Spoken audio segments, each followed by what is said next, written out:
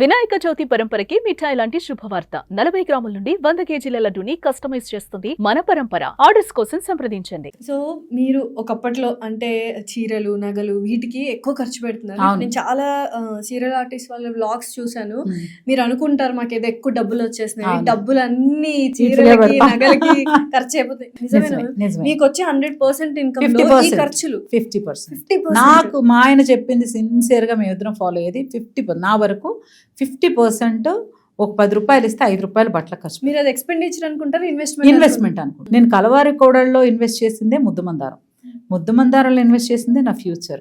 ఇప్పటికీ అఖిలాండేశ్వరి, హరిత అంటే చెప్తారో లేదు తెలియదు, అఖిలాండేశ్వరి అంటే మాత్రం సో ఎందుకు వస్తుంది కదా ఇన్వెస్ట్మెంట్. సో డెఫినెట్లీ మనము ఆర్టిస్ట్లు అన్న తర్వాత సీరియల్స్ కి ఇంకా వేరే ఆప్షన్ లేదు. మనం చూస్ చేసుకున్న ఫీల్డ్ సీరియల్లో ప్రొడ్యూసర్స్ అంత ఎఫర్ట్ చేయలేరు కదా.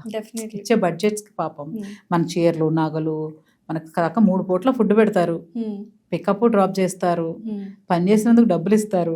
ఇవన్నీ ఇచ్చి ఇంకా చీరలు నగలమంటే ఇంకా వాళ్ళు ఏం చేస్తారు. డెఫినెట్లీ. అయితే మ్యామ్ ఈ ఫీల్డ్ లో ప్రతి ఒక్కరికి స్టాండర్డ్ ఇన్కమ్ అయితే కాదు, ఎవ్రీడే పోరాడుతూనే ఉండాలి. కొంతమందికి ఇప్పుడు మీకు సీరియల్ వెంటనే వచ్చినట్టు ఒక్కొక్కసారి రాకపోవచ్చు, మీరు ఎంత ఫేమస్ అయినా ఒకసారి బ్రేక్ పడచ్చు. ఆ బ్రేక్ టైంలో మనం సేవింగ్స్ చేసుకున్నామా, ఇన్వెస్ట్ చేసుకున్నామా అనేది వెరీ ఇంపార్టెంట్. సో మీ ఫినాన్షియల్ థింగ్స్ ఎలా ఉంటాయి మ్యామ్? స్టాండర్డ్ ఇన్కమ్ కాదు కాబట్టి ఇన్వెస్ట్ చేయడం అనేది చేస్తాం. సో ఖర్చులు తనకు మించి ఏమి చెయ్యం. లావిష్ లైఫ్ లేదు, టూర్స్ కే వెళ్ళరు మీరు, అలా కలిసి వచ్చేసింది అది కూడా. సో ఒక ఆయన ఇప్పుడు నేను చెప్పాలంటే నేనే ఎక్కువ ఖర్చు పెడతాను. జాకీ గారు అస్సలు ఖర్చు పెట్టారు, అస్సలు వద్దు మాము నాకు సరిపోతుంది, ఇది అయిపోతావు 2 టీ-షర్ట్లు కొంటే సరిపోతుంది, ఆ టైప్ అనమాట. రూమ్ లో కబోర్డ్ ఉంటే ఆయన ఒక చిన్న ఒకటి మూల ఉంటది అంతే. కాకపోతే సీరియల్ కి మన బట్టలే కదా, సో దానికి నేనే కొంటా. మామ ఈ క్యారెక్టర్ కి ఈ కుర్తీలు వేసుకో బాగుంటాయి, ఈ కుర్తా స్టైల్ బాగుంటుంది, ఈ సిల్క్ పంచలు నాకు ఎప్పుడో శోభన్ బాబు గారు జితేంద్ర గారు సినిమాల్లో సాటిన్ వేస్తారు కదా, అలా కుట్టించి మా ఆయనకు ఒక పంచ్ బాగుంటుంది. క్యారెక్టర్ చూసే అప్పుడు ఆడియన్స్ కి బాగుంటుంది అని అలా సీరియల్ బట్టలు ఎక్కువ ఉంటాయి అంతే. బట్టల ఇన్వెస్ట్మెంట్ వచ్చిన రోజు జాగ్రత్తగా పెట్టుకోవాలి. మనీకి ఎంత విలువ ఇస్తారు మీరు? ఎప్పుడు ఒకేలా ఉండదు లైఫ్, ఎప్పుడు ఒకేలాగా అస్సలు ఉండదు. ఈ మూమెంట్ మన నెక్స్ట్ మూమెంటే ఉండదు మనకి. ఈ రోజు వచ్చిన టైము మనకి ఎప్పటికీ ఇదే ఉంటుంది. నేను ఎప్పుడు అఖిలాండేశ్వరిని అనుకోవడానికి లేదు కదా. నెక్స్ట్ సీరియల్లో అంత పెద్ద క్యారెక్టర్ ఏం పడలేదు. సో కుంకుమ పువ్వు క్యారెక్టర్ పడింది, మంచి జయంతి క్యారెక్టర్, అది బాగుంది. కానీ అన్ని జయంతులను అఖిలాండేశ్వర్లు అవ్వలేదు కదా. ఫేడ్ అవుట్ అవుతూ ఉంటాయి, క్యారెక్టర్స్ మారిపోతూ ఉంటాయి. ఈ రోజున్న ఫేమ్ని బట్టి ఎంత జాగ్రత్తగా ఉంటామంటే, ఎవరైనా మీరు బాగా యాక్ట్ చేస్తారంటే నాకు భయం వచ్చేస్తుంది. నెక్స్ట్ సీన్ ఏమన్నా కొంచెం తేడా చేస్తే ఇంకా జాగ్రత్తగా చేయాలి, ఇంకా బాగా చేయాలి. అలాగే డబ్బులు కూడా ఈరోజు మనకు 10 రూపాయలు ఉన్నాయంటే 10 రూపాయలు ఉన్నాయి కదా వెళ్ళేసి ఆహా. అస్సలు ఖర్చులు అంటే ఇది చెప్పిన బట్టలకే ఖర్చు పెడతాం బాగా. ఫుడ్ కూడా మేమే చేసుకుంటాం, మేమే దోశలు వేసుకుంటాం, మేమే ఇడ్లీలు వేసుకుంటాం అంతే. ఇంట్లో జాకీ గారు మేము బాగా చికెన్ తెచ్చి మ్యారినేట్ చేసేసుకుందాం అనుకుంటాం. ఎప్పుడు చాలాసార్లు ప్లాన్ చేసాం వీక్లీ వన్స్ డిన్నర్కి వెళ్దామని, ఇయర్లీ వన్స్ కూడా వెళ్ళాం ఒక్కొక్కసారి. సో అన్నీ ఎందుకు అనవసరమైన ఖర్చులు? మనకి ఇన్కమ్ తెలుసు కదా, అందుకని దాచేది బాగా దాచేస్తామని చెప్పగానే ఖర్చులు అయితే ఇంటి పిల్లల చదువులు, ఇల్లు, లోన్లు, కార్ లోను, అలానే కార్ లగ్జరీ లైఫ్లు అంతా ఏమి కార్. మా ఆయన అంటారు మా కాన్సెప్ట్ ఏంటంటే 4 చక్రాలు ఉంటే చాలు, కంఫర్ట్గా ఇంకా ఎండకి వానకి తగలకుండా 4 చక్రాలు రోడ్డు మీద నడిస్తే చాలు, అలా కాన్సెప్ట్. మా పిల్లలకి పెద్ద ఆశలు అలా ఉంటారు, వాళ్ళు కూడా కొంచెం. మా వాడు చదివిన స్కూల్ అయితే ఎదురుగా ఒక ఆడిను, వెనకాల ఒక బెంచ్ ఉండేది, మధ్యలో అది హోండా సిటీ ఉంటుంది. కూడా ఎప్పుడు అలా ఫీల్ అవ్వలేదు, అస్సలు అవ్వలేదు. అదేం కెమెరా ముందున్న యాంకర్ అయినా అవ్వచ్చు, సీరియల్ ఆర్టిస్ట్ అయినా అవ్వచ్చు, యాక్టర్లు అయినా అవ్వచ్చు, మూవీ యాక్టర్లు అయినా అవ్వచ్చు, చిన్న చిన్న క్యారెక్టర్లు చేసుకుని ప్రతి ఒక్కరికి స్టాండర్డ్ ఇన్కమ్ అయితే లేదు.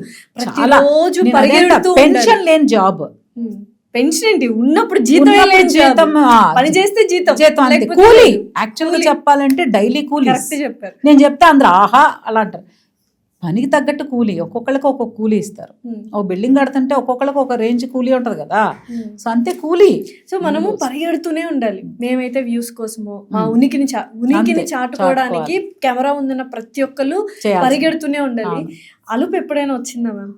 ఎందుకు చూస్ చేసుకున్నాం ఈ లైఫ్? ఎందుకంటే నాకు ఊహ తెలిసి నేను చూస్ చేసుకోలేదు. నేను రోజుకు 100 సార్లు అనుకునేదాన్ని. ఇప్పుడు అది ఎప్పుడు పోద్ది అంటే మళ్ళీ ఇంకొక వీడియో పడి మళ్ళీ వ్యూస్ వచ్చినప్పుడు పోతుంది, ఎంత కష్టపడుతున్నా. సో అలా ఏం లేదు, నా చాయిస్ కాదు కదా, అంతే.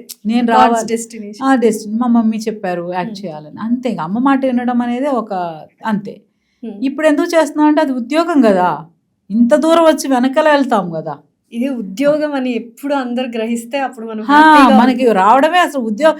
ఏ జాబ్ అయినా మధ్యలో ఆపేసి వెళ్ళిపోతారా? వెళ్ళరు కదా. యాక్టర్స్ మాత్రమే పెళ్లి చేసుకుని అది చేసుకుని ఇది చేసుకుని ఆపేసా ఉంటున్నారు. ఇంకా అలా కాదు, మనకి ఇది మెయిన్ వృత్తే దైవం. అది వచ్చినంత కాలం పని చేస్తూనే ఉంటాం. అంటే ఇప్పుడు ఈ క్వశ్చన్ చాలా బాగా వెళ్తుంది. అసలు హరిత గారు చీరలు ఎక్కడ కొంటారు, నగలు ఎక్కడ కొంటారు? అందరు వినండి. చీరలు నగలు ఎక్కడ పడితే అక్కడ కొనుక్కుంటా, అంతే. బేసిక్ గా చాలా ఇయర్స్ ఏం చేసేవాళ్ళం అంటే, మేము చెన్నై బ్రాటప్ కదా, ఎవ్రీ సమ్మర్ హాలిడేస్ కి ఇక్కడికి వచ్చాక కూడా, పిల్లలు పుట్టాక కూడా సమ్మర్ హాలిడేస్ కి చెన్నై వెళ్ళిపోతాం. వెళ్ళిపోయి అక్కడే ఉండి చెన్నై నుంచి 70 కిలోమీటర్స్ కంచీపురం,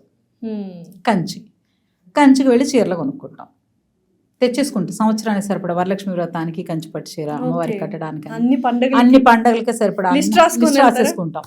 ఓ తల చీరలు అన్ని తెచ్చుకుని పెట్టేసుకుంటాం. హైదరాబాద్ లో ఉంటాం కదా, పోచంపల్లి పక్కనే ఉంది కదా, వెళ్ళిపోతాం. సో కార్లో వెళ్ళి తెచ్చుకుంటాం. అత్తగారిది కాకినాడ, పక్కనే ఉప్పాడు ఉంది. నెలకి ఎన్ని చీరలు కొంటారు?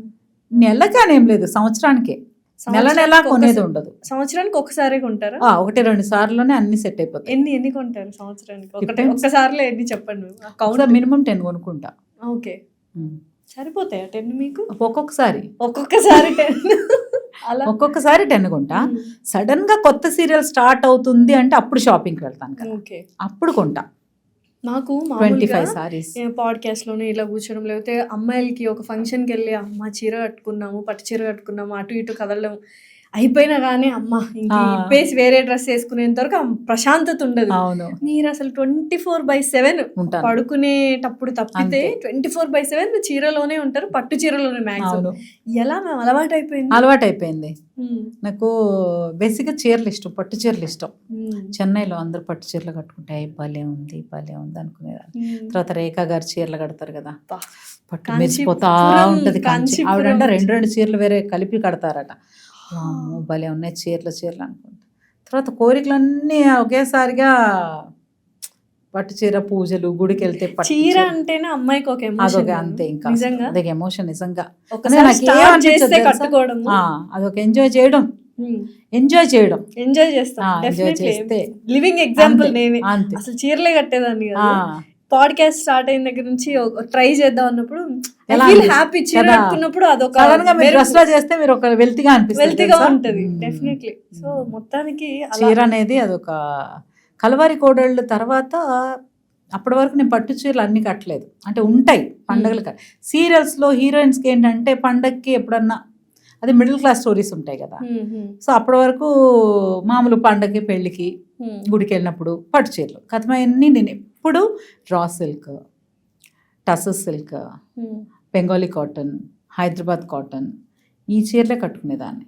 సింథటిక్ సారీ నేను అసలు కట్టలేదు సీరియల్స్లో ఇంతవరకు.